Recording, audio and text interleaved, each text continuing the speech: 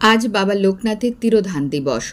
1297 বঙ্গাব্দে 19শে জ্যৈষ্ঠ, ইংরেজি 1 জুন 1890 খ্রিস্টাব্দে মহাপ্রয়াণ লাভ করেছিলেন শ্রী শ্রী লোকনাথ ব্রহ্মচারী।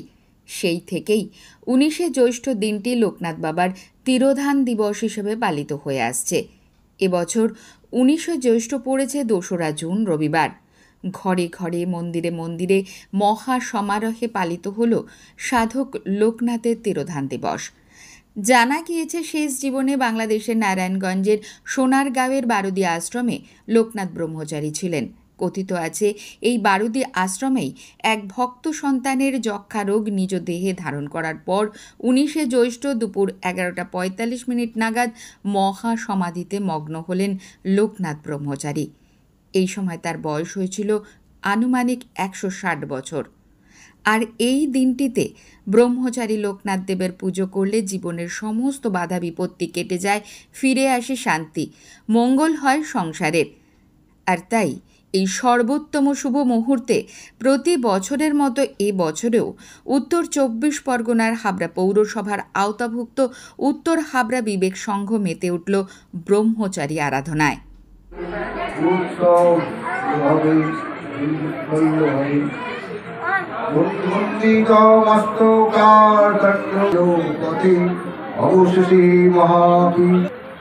শিষ্যদায় জঙ্গলেতে ভরা ছিল সেই স্থান।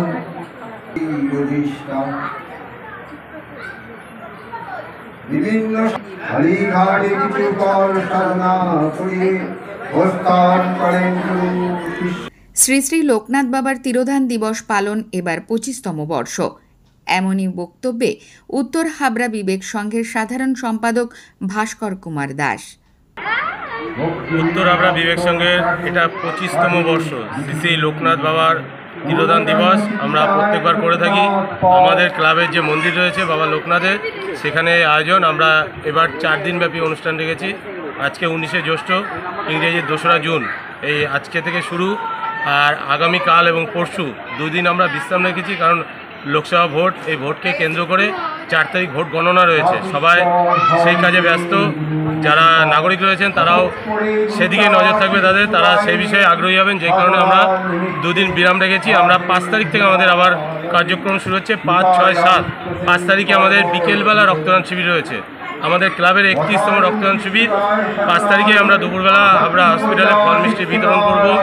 6 তারিখ আমরা দুস্থদের বস্ত্র বিতরণ করব।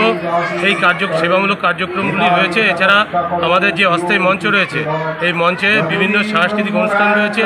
আমরা টেলিভিশন শিল্পী বিভিন্ন তাদেরকে এনে আমরা কার্যক্রম করাবো। আমরা চলচ্চিত্র জগতের শিল্পী তারাও এসে সাংস্কৃতিক অনুষ্ঠান এখানে করবেন আমাদের মঞ্চে। আর আমরা এভাবে প্রত্যেকবার আয়োজন করে থাকি। সমাজের সর্বস্তরের নাগরিক যারা আছেন তারা আমাদের প্রত্যক্ষভাবে সহযোগিতা করে থাকেন। আমার নাম ভাস্কর কুমার দাস, আমি উত্তর হাবড়া বিবেক সংঘের সাধারণ সম্পাদক। ক্যামেরায় খোকন কুন্ডুর সাথে পাপ্পু রিপোর্ট, প্রয়াস নিউজ।